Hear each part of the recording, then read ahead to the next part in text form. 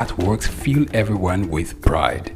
The National Arts Theatre is visible from the motorway which connects Lagos Island and the mainland. The National Theatre is packed with the artworks of legendary contemporary Nigerian artists, stained glass walls by Yusuf Grillo, sculptures and murals by Lamidi Fakeye, Erabo Emopai, and many others. It was put to full use for a month as one of the 4 venues of the second World Black and African Festival of Arts and Culture, tagged Festac 77. The complex hosted 16,000 participants from 56 African countries and the diaspora in an unprecedented showcase of African music, fine art, literature, drama, dance, and religion.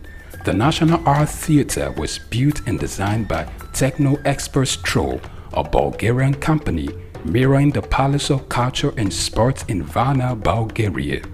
Completed in 1976, the building is one of the largest and most beautiful of its kind on the African continent.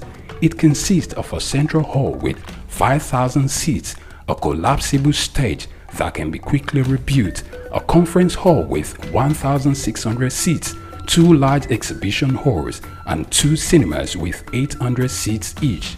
The theatre complex has a dressing room for artists, a garage, offices, coffee bars, and a buffet. It has indoor TV and radio systems, as well as booths with facilities for simultaneous translation of languages and hectares of lush green lawn around. The majestic structure sits in Igomu like a quiet mountain, mesmerizing visitors and passers-by.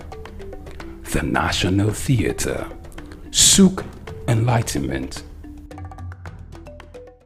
I'm okay. My name is Raymond Bola Brown. Hi, my name is Fred Amata, and you are on to Souq News. If you are watching this channel for the first time, make sure you continue to watch it, because this is Souq News. Shout out to Souq News. Actually, I don't know. I really enjoyed the little moment I spent with you, and I think with more of this. Souq News. Here's the Souq News, who had the courage to transcend a locked off camera and actually have a conversation with a human being. It's a pleasure, Souq News. Thank you very much. Lateef Jakonde. Born Lateef Kayode Jakonde in the Ekpetedo area of Lagos Island, Lagos State on July 1929. He studied at the Lagos Public School at Enwawa, Lagos Island, then at Bonham Memorial Methodist School, Port Harcourt, King's College, enrolled at Ilesha Grammar School, where he edited a literary paper called The Quarterly Mirror. Jakonde began a career in journalism in 1949 with the Daily Service and joined the Nigerian Tribune in 1953. The owner, Chief Obafemi Awolowo, appointed Jakonde editor-in-chief of the Tribune in 1956. Jakonde established John West Publications in 1975 after leaving Tribune and began to publish the Lagos News. He served as the first president of the Newspaper Proprietors Association of Nigeria, NPAN. Jakonde ran for election as executive governor of Lagos State in 1979 on the Unity Party of Nigeria platform. His administration was effective and open and implemented the cardinal policies of his party. He introduced housing and educational programs targeting the poor, building new neighborhood primary and secondary schools, and providing free primary and secondary education. He gave poor people's children education, and many of them are now very prominent in the society today. Jakonde established the Lagos State University and constructed over 30,000 housing units. After the military takeover in 1983, Jakonde was charged, prosecuted, and convicted of treason and later pardoned. He served as Minister of Works under the Sani Abacha military regime. He died in Lagos on February 11, 2021. Lateef Jakonde was the first civilian governor of Lagos State. Lateef Kayode Jakonde Souq Enlightenment. My name is Olatunji Shoti Miri. I'm a performing artist and, television radio presenter and a university lecturer, Unilag. Keep watching Souq News. Hello everyone, my name is Kenny Black, Africa's finest music comedian, and you're watching Souq News. If you're not watching Souq News, I pity you, but keep watching Souq News. Hello everyone, my name is Timmy Dakolo and you're watching Souq News. Stay tuned. Hi, my name is Wisdom Oluwaseun Okoko, co-founder Orbit Africa Properties. I'm live at Souq News. Guys, keep watching Souq News for everything that concerns business, economy, politics, news. Souq News is your station. Broad Street. Broad Street, situated in Lagos Island, is steeped in Nigerian history. Once the biggest financial hub of the country, it housed the headquarters of major banks, linked the CBN, the stock exchange, and the loads of lender companies. Broad Street is a historically significant street. It has played a central role in the development of Lagos and history, an important commercial and administrative center for the British colonial authorities. It was also a home to some of the city's earliest modern buildings. Broad Street was a residential area in the pre-colonial era. With the British came the Methodist Boys High School in 1878 and the Broad Street Prison in 1882, renamed Freedom Park. The General Hospital, which was a British military hospital, was built in 1893, being the first general hospital in Nigeria. The old British Secretariat building, which is now the Federal Ministry of Justice, was built in 1906. Broad Street has seen a full turn into modern commercial office blocks, complexes, skyscrapers, and markets from the outer marina through Akpombo, early into the Adeniji Adele Road. Broad Street is one of the busiest streets in Nigeria on weekdays, where commercial activities take place day and night. From modern buildings to ancient structures, this street gives one a raw dose of life in Lagos. Broad Street is often referred to as Lagos Financial District. It boasts a mix of architectural styles, reflecting its long history, colonial-era buildings, Victorian and Edwardian architectural features, alongside more modern skyscrapers and structures. Broad Street remains a vital, vibrant part of the Nigerian economy. Broad Street. Souq Enlightenment. My name is Dr. Rafiu Oladipo. My name is Baba Jalal Repega. I'm Reverend Juliet Benite. I'm Godi Odidi. My name is Professor Oladokun Sulaiman Olarawaju. Souq News is on the ground, loading. Very enlightening, very educative, and entertaining. Thank you to Souq News. So I'm happy that Souq TV has come into existence. I'm happy to be here in the Souq News. I want to encourage you to subscribe to the channel and keep watching news that makes sense. As Browning said, one's extension of one's reach should not exceed one's grasp, or what is heaven for. And I think Souq News is doing that. Africa needs a voice of truth, and Souq News has become one of them. And get ready, get ready, get ready. And keep watching. Keep watching Souq News. Keep watching Souq News. It's a place to be. Keep watching Souq News. Idumota Market. Eko Idumota, once a residential neighborhood, is home to Idumota Market located on Lagos Island. It is one of the oldest and arguably one of the largest markets in West Africa. Idumota is a historic neighborhood adjacent to the Lagos port that facilitated the slave trade and later, under the British indirect rule, it surrounded to exports that fueled the colonial enterprise. Idumota was also the location of an armed forces remembrance cenotaph called Soja Idumota, built as a monument to Nigerian soldiers who served with the West African Frontier Force. An Eyo Masquerade statue and a clock tower are also some monuments at Idumota. Idumota Market is so popular that large sales are recorded as early as 7 a.m. The market is made up of hundreds of locked-up shops occupying several multi-story buildings with some measuring about 5 or more floors. In 2010, the Lagos State government demolished some illegal structures in order to improve vehicular and human movement in and around the markets. During weekdays, the neighborhood of Idumota is densely populated by shoppers, traders and bus passengers. From the Carter Bridge, ascending into Lagos Island, passengers can see the neighborhood before disembarking at their final destination. Idumota Market accommodates the substantial inflow of imported goods. The bulk of import from abroad are routed first through Idumota and then on to other markets through Nigeria and other West and Central African countries. The energy of private Idumota traders and wholesalers facilitate this activity, where millions of US dollars worth of wholesale is exchanged daily.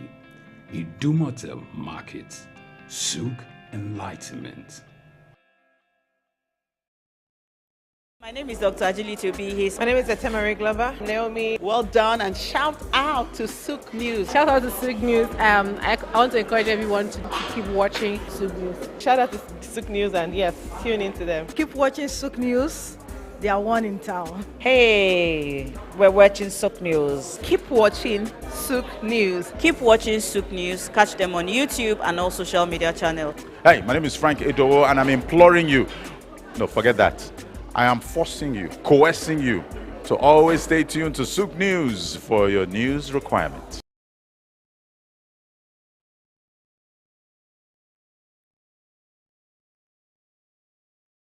My name is Dr. Rafiu Oladipo. My name is Baba Jalar Repega. I'm Reverend Juliet Benite. I'm Godio Didi. My name is Professor Oladokun Sulaiman Olarawaju. Souq News is on the ground, loading. Very enlightening, very educative, and entertaining. Thank you to Souq News. So I'm happy that Souq TV has come into existence. I'm happy to be here in the Souq News. I want to encourage you to subscribe to the channel and keep watching news that makes sense. As Browning said, one's extension of one's Africa needs a voice of truth, and Souq News has become one of them. And get ready, get ready, get ready. And keep watching. Keep watching Souq News. Keep watching Souq News. It's a place to be. Keep watching Souq News.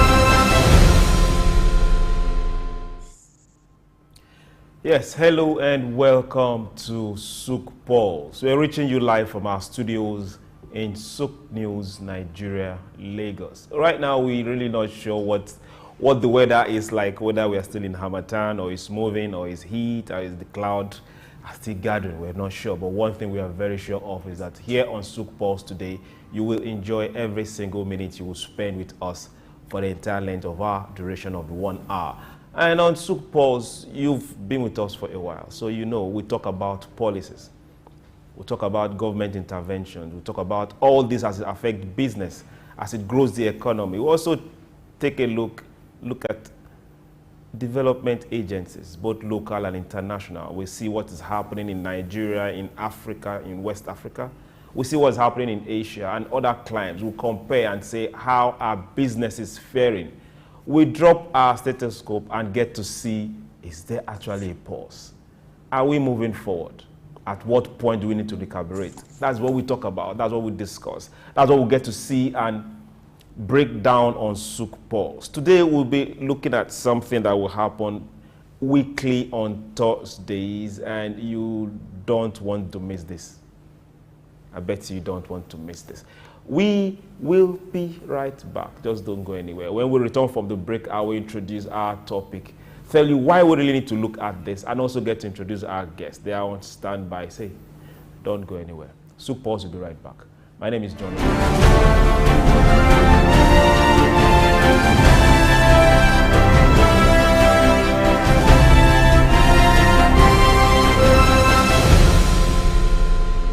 My name is Dr. Rafiu Oladipo. My name is Baba Jalal Repega. I'm Reverend Juliet Benite. I'm Godi Odidi. My name is Professor Oladokun Sulaiman Olarawaju. Souq News is on the ground, loading. Very enlightening, very educative, and entertaining. Thank you to Souq News. So I'm happy that Souq TV has come into existence. I'm happy to be here in the Souq News. I want to encourage you to subscribe to the channel and keep watching news that makes sense. As Browning said, one's extension of one's reach should not exceed one's grasp, or what is heaven for. And I think Souq News is doing that. Africa needs a voice of truth, and Souq News has become one of them. And get ready, get ready, get ready. And keep watching. Keep watching Souq News. Keep watching Souq News. It's a place to be. Keep watching Souq News.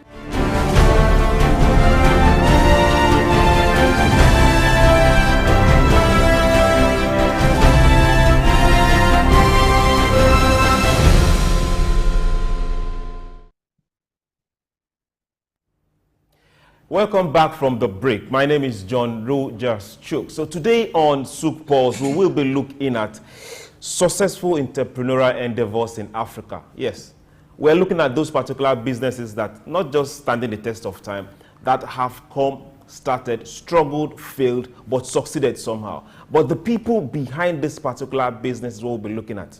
We'll be looking at how can we scale up, how can we replicate this particular actions, activities, or ways of doing things that these people have formulated, failed at, and have been able to make it a success. That's what we'll be looking at on Thursdays. But to start this particular discussion, let's go to a particular association that is in charge of looking at small businesses. Most people, when you talk about businesses that grow economy, their minds go to large corporations. That's where their minds go to. But we get to forget that for an economy to thrive, the people need to work. And the biggest employer of labor are small businesses. That is the highest contributor to the GDP of any nation. Those small businesses that sometimes you overlook, or in your backyard, or in your mother's house, or in somebody's garage, they will grow eventually. But we put them together as a collective, they grow your economy. I will be talking to the president of the Association of Small Business Owners of Nigeria before we leave the shores of Nigeria and go somewhere else in Africa. And we'll have our guest today, Dr. Femi Egbeshola. He is a good friend of the house and someone that has not just done good for himself, done good for businesses in Nigeria and Africa. Dr. Femi, good afternoon, sir. Good afternoon, and thank you for having me. Hello, Dr. Femi. Can you give me a nod if you hear me? Yes. Thank you very much. It's my pleasure having you here today, and I'm pleased. I'm smiling ear to ear looking at you. So, sir, I will start this way. People don't really get to understand the gravity of the office you occupy. Aside from you being a business person, you are a president. You are the president of the Small Business Owners Association of Nigeria. Now, that particular association is responsible for growing economies of nations. People don't see it that way. Now, how do you wake up in the morning and know that you have the zeal and you've been given the power to make sure that a lot of the issues these small businesses are facing, that they might not be looking at the president, that you are the one they are likely going to look at to give them solutions? How do you wake up in the morning, sir? Well, every morning is a morning full of responsibilities, a lot of responsibilities, a lot of commitments. And like you did say, a lot of people also looking up to you. And whatever you say or do not say means a lot to them. It means at times life and death, and it means a lot also to their businesses. So it's a very delicate seat. We thank God that we have been able to sail the ship all this while, and that we will continue to have God's wisdom to push it forward. It's as good as the fact that when the president of the nation speaks today about entrepreneurship or about small business, the members, those in our own sector, takes it with a pinch of salt. They come back to the leaders of the association and ask, this thing that the president, that the minister, that the head of an agency has said, what do you think about, what do you feel about it? Whatever we say is always more believed than what the government officials do say. It is that kind of trust they have in us and they have in the association. So if we do the mistake of derailing them in any way, it has a lot of negative effects on their business. So our duty is to continue to uphold and to mentor those who are members, and that's exactly what we are doing. Thank you very much. Thank you very much, sir. Every first Friday of the month, I guess, yes, the US publish a payroll register for employment, and they use that is part of what they use to check the rate of employment for that particular month, and that affects the entire market, both in the US and outside the US. Now, I'm still coming back to your association. Your association employs the bulk of every working person in Nigeria. That is the way I see it, and that is the way it is. Now, I'm going to ask this, sir. How do you get to be able to communicate across board? When we say small businesses, some could be in trade, some could be in manufacturing, some could be in even the fisherman somewhere. How are you able to communicate across these different chains of business? Do you have other bodies, or do you have other associations, or do you have some? Do you have a way this communication gets from your office to the last person that needs to reach you, or from the last person that needs to reach you to your office? All right. When it comes to channel of communication, we have different platforms that we use to communicate with our members. Before I talk about communication, I want to validate your point that we are the highest employer of labor.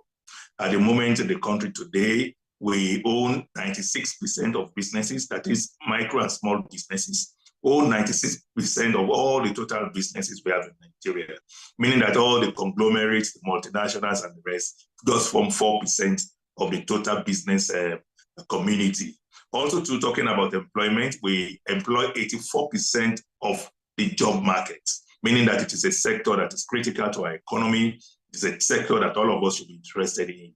Now, going back to the issue of communication, like in our association, we have over 40,000 members of different businesses. The first form of communication is that we have 16 different sectoral groups. We have different groups depending on what you do. We have manufacturing group, we have import and export group, we have agriculture group, we have commerce group, we have artisanship group, we have education group, and on. 16 different, we have 16 different groups. So when you join our association, you are automatically classified and aggregated to become a member of a particular group that your business is in. For example, if you're an artisan, you automatically fall into the artisanal group.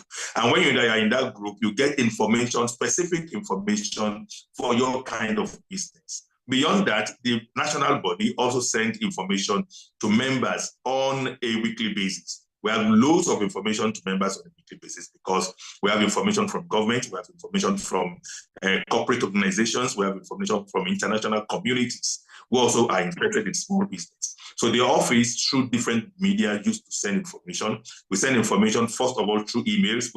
We make sure that all our members have an email address. It is key for any business to have an email address. So no matter how small your business is, no matter how minute you may say it is, we ensure that we teach you how to have an email address, and you have one. So we communicate that through the email address. When we have specific information, we send text messages to those members that are in need of those specific areas. For example, if there are information or opportunities on women-led businesses. We send those information to only women-led businesses who are members of our association. We do it through text message, we combine it with the email. We also have WhatsApp groups that we have formed. All these sectoral groups that I mentioned, also the 16 of them, also have different platforms of communication.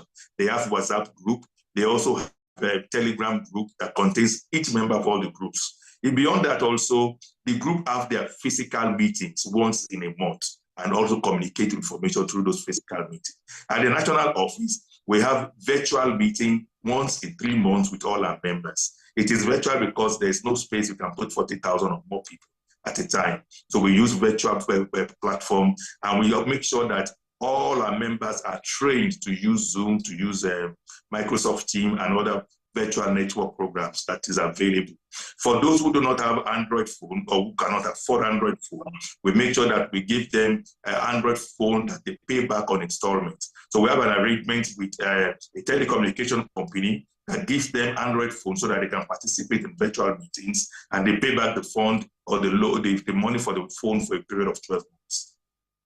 Thank you very much, Dr. Femi. I guess by now you know where we are going to.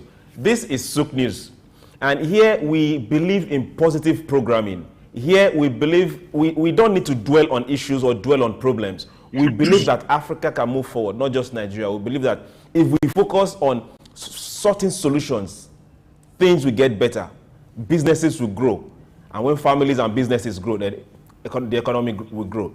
I was looking at your site, your website, and I saw that you have a particular icon for people to come in and register, and registration is free.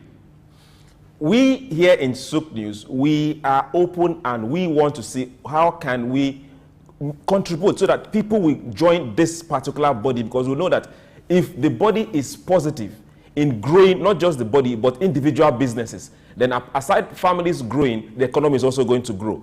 How can the media be a part of this small business association body to make sure that other people that need to reach you, that need to join, that need to be a force to reckon with, be part of this body? It's easier that way to get whatever form of assistance, be it financial, be it education, be it training. So how can the media be part of growing your body, sir? Well, the best way you can support us is by talking about our association, making sure you always run advocacy for the growth of small businesses and where they can get support services for them to grow, which is our association and the likes of our association. It will interest you to know that as big as Nigeria is, it is only 13 of us that are accredited and registered at the federal level with government, meaning that everything coming from the federal government trickles down through these different 13 associations. Yes, we have all thousands of different associations in the country, but other association comes under our association. That is the 13 different associations. So it's important for every business owner to belong to one business membership organization or the other. And one best way we can always do it is through the media. We have always been engaging the media on our with different press releases, press briefs that we invite quite a number of social journalists to be part of it. And yours too can also support us by continually talking about entrepreneurship, continually encouraging people to go into entrepreneurship and telling them where they need to belong if they need the kind of hand-holding that will help them grow from micro to small, small to medium, and medium to big.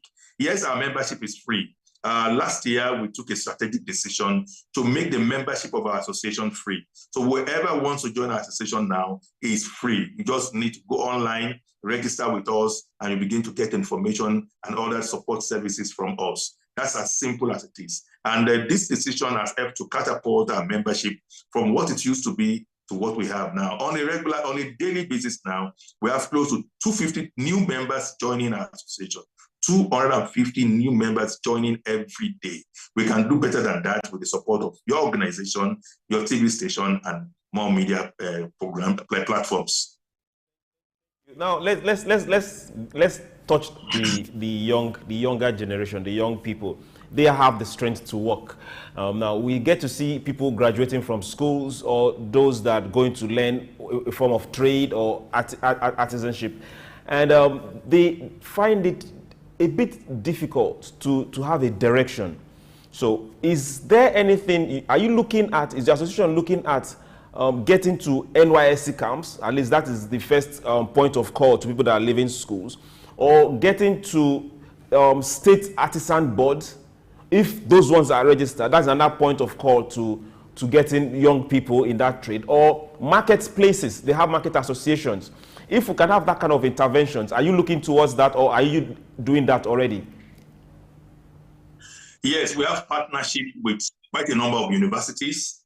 And what we do with the university is that we begin to mentor the final year students from the first day of their final year study. So we begin to mentor them, we begin to do various kind of programs, entrepreneurship programs for them, so that by the time they leave the university, they will not be looking for white-collar job. They will have the need and the spirit to be able to start their own business. They will also have the skill. So we have a special platform at our association end, where people who want to just begin a business or are just startups can register and get the kind of skills that they need to start and grow their business. We also make sure that we visit different kind of NYSC camps, like we have said. Last 2 years, we signed an agreement with the Union of Universities to extend our services to more universities, particularly in the Southwest. We also signed an agreement with the secondary school in Lagos State. So we have a platform whereby we now directly talk to the final year SS3 secondary school students in Lagos State. Beyond that also, we also make sure that we preach to government the need to include entrepreneurship in vocational centers. Not just learning vocational skills, but learning the business side of vocational skills. So that even when they come out as technicians or whatever it is from the vocational school, you will still not be looking for a job. They can start that skill as a business and begin to make money. And I'm happy to let you know that we are now part of the education board, the Vocational Education Board in Nigeria, whereby we have direct impact in policies that regulate educational education in the country. That is the much we've been able to do.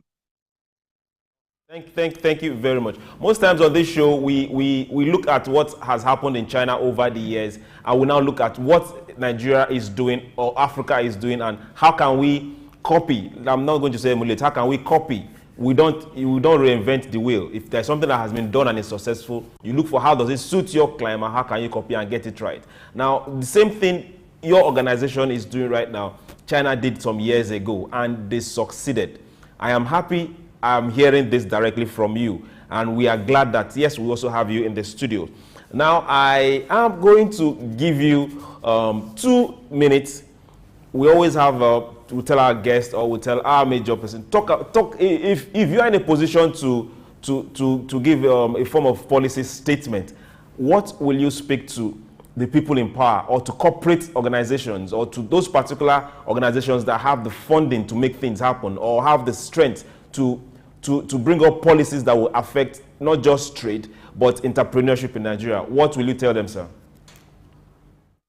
Well, to start with, I would encourage governments to pay more than the usual attention to this sector, the micro, small, and medium business sector. And paying more attention will mean that they want to ensure that they get it right, do it right, so that we can get the right result. One best way to get the right result is to have effective handshake, strong handshake and collaboration with stakeholders in that particular sector. Before now, the problem we always do have when it comes to our sector is different kind of policies that do not work or support the growth of MSMEs. So we are looking at a position whereby government can collaborate with the stakeholders in making of policies. We are the one that wear the shoes, we know where the shoe pitches. So when it comes to policies, we'll be able to advise government rightly on what needs to be done, what should be included, how it should be done in different policies that has to do with entrepreneurship and economy reflecting on micro and small businesses. When we do this, it will mean that we are co-creating the policy, we co-own the policy, we'll now be able to co-implement the policy. After implementation, we will also be able to co-monitor and evaluate the effectiveness of the policy. And that's the only way we can get it right. When it comes to finance, when it comes to tax, when it comes to infrastructure, or whatever it is, regulation, all are an issue of policies. So from ab initio, Government must learn to bring stakeholders on board when formulating policies. Most policy makers in the country are not having the pulse that we feel because they are not in that sector. They sit in the office, look at books, look at the data, and form policies. Most policies does not reflect the realities of the streets. And that is why we have stunted growth in our sector. Please, please, and please, let us continue to advocate for government to collaborate effectively with stakeholders in different sectors when they want to make policies. That's the only way we can get it right. Very much. So before you go, I want you to tell the people you've spoken to, they heard you, but now they are still there, they are listening. So I want you to tell them and tell us what are the challenges you face and what are the solutions you think can also come into those particular challenges. Go ahead, sir. All right. For businesses, particularly small businesses, we have myriads of challenges. The first of which is access to funding. Banks are averse to give loans to particularly micro and small businesses. And even those that want to give loans, the interest rate is killing. It's not encouraging business. The interest rate now in the commercial banks market is between 24 and 26.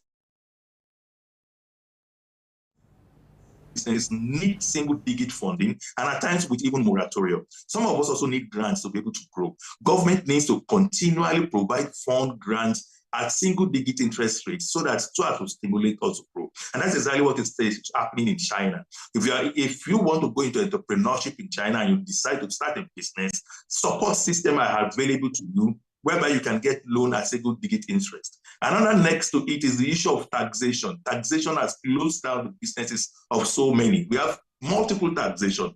We are happy now that the government has formed a team known as fiscal and tax reform team to look at issues of taxes, and we have been invited to also submit a white paper to that effect. We want taxes to be harmonized. We don't want government to tax the seed, rather they to tax the fruits. That's the way it is being done in other climes, and that's how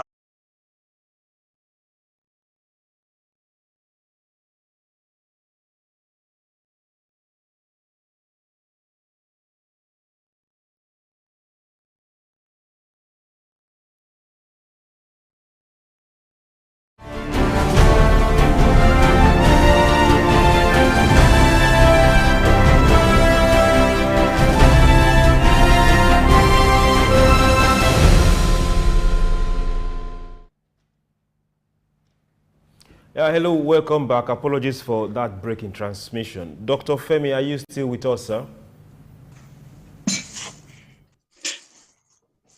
Hello, Dr. Femi. Yes, before the issue cropped up, he was talking about the challenges and things that needed to be sorted. So, Dr. Femi, are you back with us?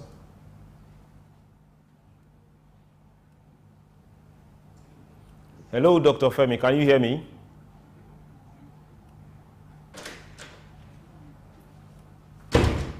Okay. So Dr. Femi was talking about the issues that needed to be sorted out, not just for the association, but for the businesses themselves. And we know that if we are able to get this particular businesses, not just off the ground, but running, if they remain active, they remain profitable, if they are scalable, and if they grow, then we have no issues with increasing and pumping up our GDP.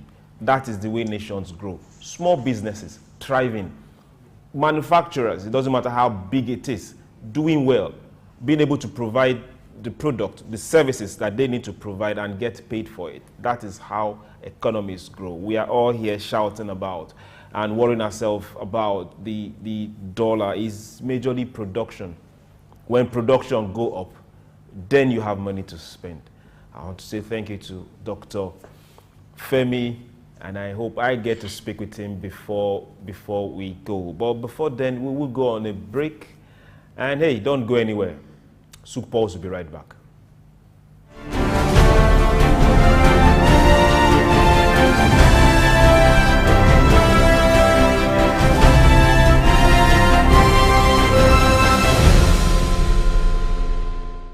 Idumota Market.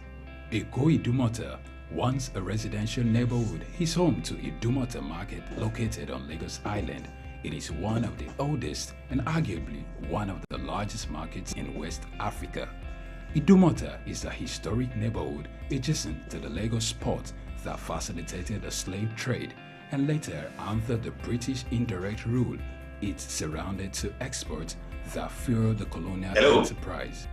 Idumota was I'm also still on the Zoom, forces but I'm not seeing this to you. cenotaph called Soja Idumota, built as a monument to Nigerian soldiers who served in the West African Frontier Force. An Eyo masquerade statue and a clock tower are also some monuments at Idumota. Idumota market is so popular that large sales are recorded as early as 7 a.m. The market is made up of hundreds of locked-up shops occupying several multi-story buildings, with some measuring about 5 or more floors. In 2010, the Lagos State government demolished some illegal structures in order to improve vehicular and human movement in and around the markets. During weekdays, the neighborhood of Idumota is densely populated by shoppers, traders, and bus passengers. From the Carter Bridge ascending into Lagos Island, passengers can see the neighborhood before disembarking at their final destination. Idumota market accommodates the substantial inflow of imported goods. The bulk of import from abroad are routed first through Idumota and then on to other markets through Nigeria and other West and Central African countries. The energy of private Idumota traders and wholesalers facilitate this activity, where millions of US dollars worth of wholesale is exchanged daily. Idumota Markets, Souq Enlightenment.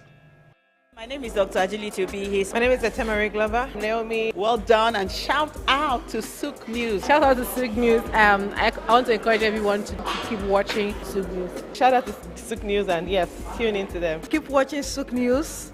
They are one in town. Hey, we're watching Souq News. Keep watching Souq News. Keep watching Souq News. Catch them on YouTube and all social media channels. Hey, my name is Frank Edowo, and I'm imploring you. No, forget that. I am forcing you, coercing you to always stay tuned to Souq News for your news requirements. My name is Olatunji Shotimirin. I'm a performing artist and television radio presenter and a university lecturer, Unilag. Keep watching Souq News. Hello everyone, my name is Kenny Black, Africa's finest music comedian, and you're watching Souq News. If you're not watching Souq News, I pity you, but keep watching Souq News. Hello everyone, my name is Timmy Dakolo, and you're watching Souq News. Stay tuned. Hi, my name is Wisdom Oluwaseun Okoko, co-founder Orbit Africa Properties. I'm live at Souq News. Guys, keep watching Souq News for everything that concerns business, economy, politics, news. Souq News is your station.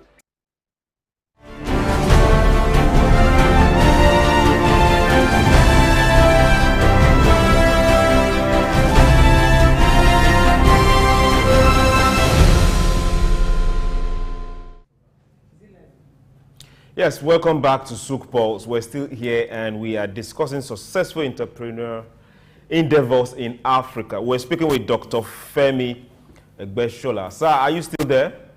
Sir, thank you very much for... Yes, I am. Thank you. Apologies for what happened earlier. It was just some hitches that we're still trying to control. You're welcome back, sir. You were telling us about the challenges and you were at the same time proffering solutions for them. Sir, please, can you go ahead, please? Okay, really, I did not know where I stopped, but let me just go on, thinking that I'll still be on track with where I stopped. I mentioned the issue of power, that electricity needs to be fixed, that virtually all of us in the micro and small businesses rely heavily on power, on electricity. The electricity situation in the country now is very erratic, and we need electricity to grow our businesses. So government needs to fix power as a matter of urgency. We also have the issue of markets. Many of us find it difficult to sell some of our products because the competition is steep. We have a policy in place whereby government is expected to buy 40% of locally made products, but this has not always been the case. If government go back to that policy and 40% of all their buyings, their contracts and the rest come from local content, it will help to grow our sector a lot and will not be complaining again. Another issue is the issue of capacity building. When it comes to building of capacity of entrepreneurs, it's not just about associations alone. Government also needs to have various channels and platforms to build the capacities of entrepreneurs to be able to compete with international markets. As of today, one of the best ways you can earn foreign exchange to this country is through exports. It is when your product is of standard and meets global expectation that you can begin to talk of export. And that's when you can begin to get foreign exchange into the country. Many of us also, particularly those of us in the manufacturing sector, have most of our inputs coming from overseas. We import most of our inputs. Forex is very, very expensive now, and it is difficult to access through the commercial banks. So we have to go back to the black market, which makes it extremely exorbitant. Government also needs to see to it that forex is available to the regular banks so that we can get it cheaper and make the bottleneck of getting forex for micro and small businesses seamless. As at the moment, it is easier for large businesses, corporate organizations to get forex in the commercial market and those of us in the small and micro businesses. We need this window to be open for us so that we can also get forex to bring in our inputs, to bring in our machineries and our other equipment. That is very, very key to us. We also mentioned the issue of policy. Policy is important. When policies are not right, so many things will not be right. I can give you many examples of it. For example, we have this new policy in Lagos State whereby single-use plastic is being banned, and it is with immediate effect. You will now begin to wonder what happens to those organizations that have spent so much in bringing in equipment, raw material for this product. We would have expected some form of engagement with these people and give them a timeline for them to be able to close up whatever they are doing.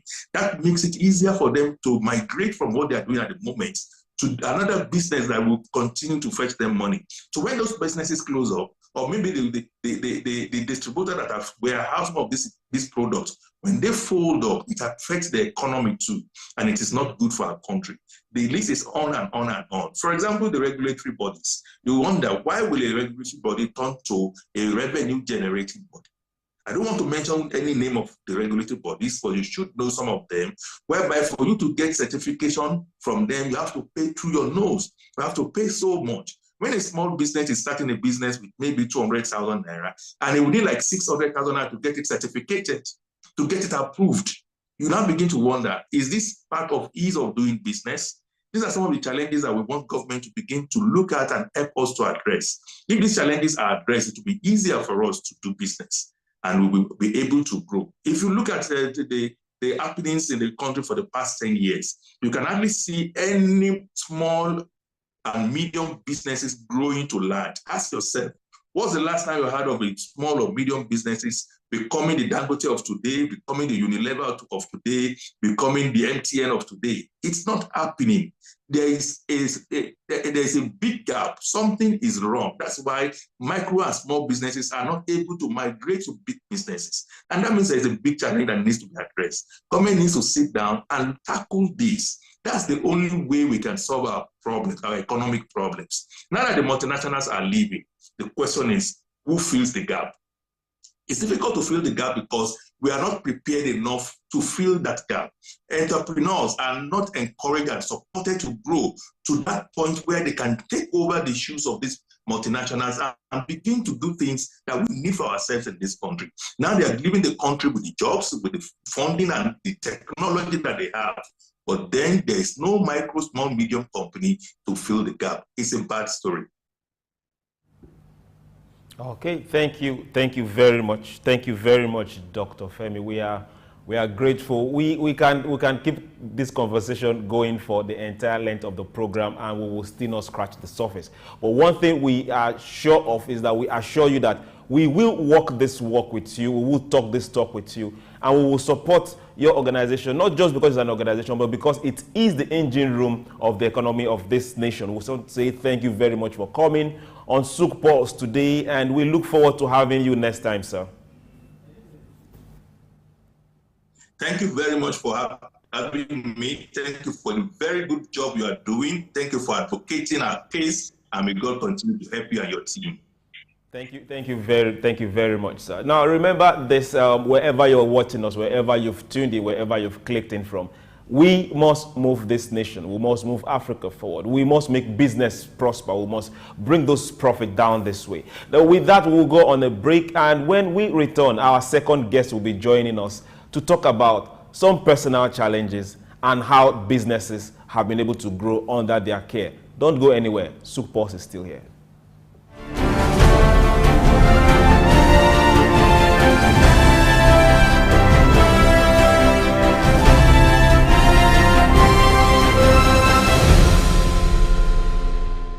My name is Dr. Rafiu Oladipo. My name is Baba Jalal Repega. I'm Reverend Juliet Benite. I'm Godi Odidi. My name is Professor Oladokun Sulaiman Olarawaju. Souq News is on the ground, loading. Very enlightening, very educative, and entertaining. Thank you to Souq News. So I'm happy that Souq TV has come into existence. I'm happy to be here in the Souq News. I want to encourage you to subscribe to the channel and keep watching news that makes sense. As Browning said, one's extension of one's reach should not exceed one's grasp, or what is heaven for. And I think Souq News is doing that. Africa needs a voice of truth, and Souq News has become one of them. And get ready, get ready, get ready. And keep watching. Keep watching Souq News. Keep watching Souq News. It's a place to be. Keep watching Souq News. Broad Street.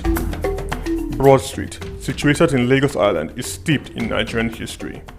Once the biggest financial hub of the country, it housed the headquarters of major banks, linked the CBN, the stock exchange, and the loads of lender companies.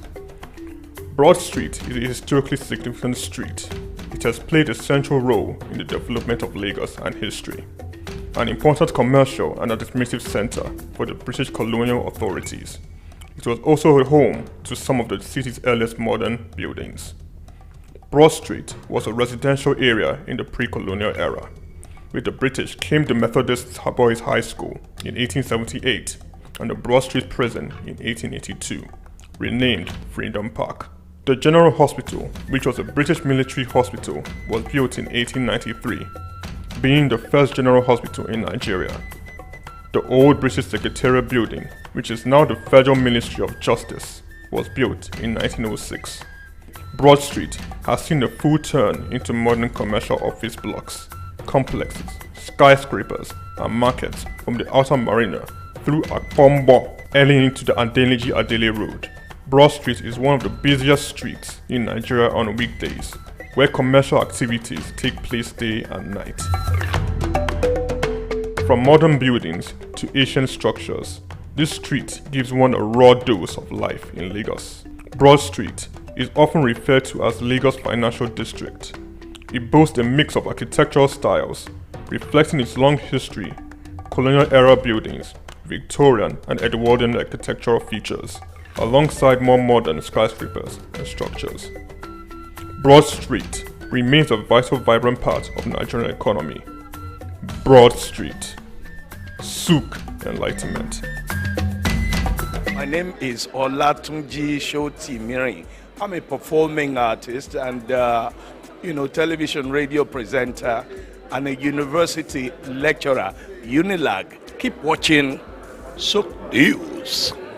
Hello everyone, my name is Kenny Black, Africa's finest music comedian, and you're watching Souq News. If you're not watching Souq News, I pity you, but keep watching Souq News. Hello everyone, my name is Timmy Dakolo, and you're watching Souq News. Stay tuned. Hi, my name is Wisdom Oluwaseun Okoko, co-founder Orbit Africa Properties. I'm live at Souq News. Guys, keep watching Souq News for everything that concerns business, economy, politics, news. Souq News is your station. I'm okay. My name is Raymond Bola Brown. Hi, my name is Fred Amata, and you're on to Souq News.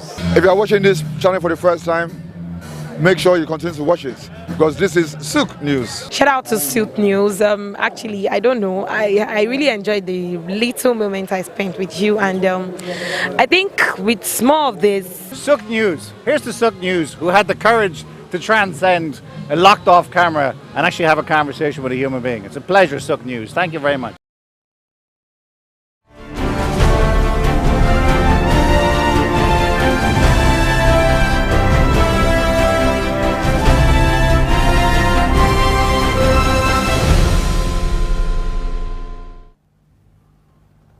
Yes, thank you for staying there with us, and thank you very much. Now we are going to go to someone that has not just walked the walk of small businesses, but I've seen one grow, operated one, done the job, the hard work, the lifting. I'm talking of no other but Emmanuel Aboson. He is the CEO of Trema Agro Services Limited in Rwanda.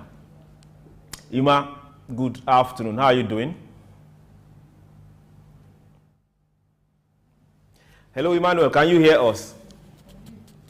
Can you unmute your device, please? Yes, okay, say hi. Let's get to hear you. Yeah. Can you hear me now? Yes, but I would like if you speak up. Okay. Is it better? Oh yes, it's good. It's good. Thank you very much. Thank you very much, Emmanuel, for joining us. We have kind of run down our time due to some issues, but hey, we'll still have you and get some good knowledge and some experience you've acquired down the line. Now you are someone that has you ventured into this particular field. People are scared of stepping out and starting a business. You've grown it from a small business to where it is right now. I'm going straight into the questions. Just give us some straight answers of how it happened. What were the challenges you faced starting? Okay, one of the challenges faced are policies. Sometimes we have policies that are quite not too good, flexible for small businesses like us. In terms of funding, it's very hard to have access to funding, especially in Nigeria, where I started my business for. So look at the statistics compared to other African countries, especially maybe like Rwanda. Nigeria has like 4.something%, not up to 6% access to credit for small businesses. However, in Rwanda, you have like 94% access to credit. So starting business from Nigeria was quite hard because you don't have access to credit and you don't have your own startup fund to start the business. So funding was one of the challenge. Then number two, also to get effective human power to achieve your business. So we have skill gap when you're trying to hunt in the labor market. So these are some of the challenges that were quite visible in starting up our own business. Then you now come down to infrastructure. The infrastructure, especially in Nigeria, is quite heartbreaking. You talk about bad roads. You talk about poor internet connection, especially for some of us that are into the agri-tech business and offering our services to smallholder farmers. So it's quite hard to have some of these farmers on the internet, and we are trying to provide solutions for them. So these are some of the challenges we faced starting up our business in Nigeria. In like 60 seconds, tell us about Trema Agro Services. What void do you feel? What problem are you solving? Okay. Trema Agro Services Limited is looking at how we can transform these smallholder farmers into mega farms in terms of clustering, access to market, and access to funding. One of the challenges an average smallholder farmers face in Nigeria is access to capital, then also access to market. And these are huge gaps that reduce their productivity. Then when you look at this critically very well, we have to meet with investors, that's financiers, the financial institutions, and also the farmers to know where the gap was. Why are farmers not having access to funding? Then even with government interventions, even with other interventions that could accelerate agriculture in Africa, especially in Nigeria, what was the gap? And we have to see from effective bookkeeping, financial records, accurate data, and that was the void we saw and we plugged into the market to solve this problem, providing digital solutions to smallholder farmers. For Trema Agro Services, how were you able to scale up from when you started till when you moved your business, apart from Nigeria, moved to Rwanda and beyond? How were you able to scale up? How fast did it happen? Did it just happen like that, or the plan was there? And just tell us, how were you able to scale up? Okay, I want to say a very big thank you to one of my mentors, Mr. Ambassador Victor Wash. It was one mentor that kept guiding us through on all our processes. It was not like a one day thing. It is an accumulation of series of events. Now, and again, what he helped us to do was to define our target market. Who were meant to be our market? Like, who should we be marketing to? Is it the farmers directly, or cooperatives, or their clusters, or associations? Then we started with farmers associations.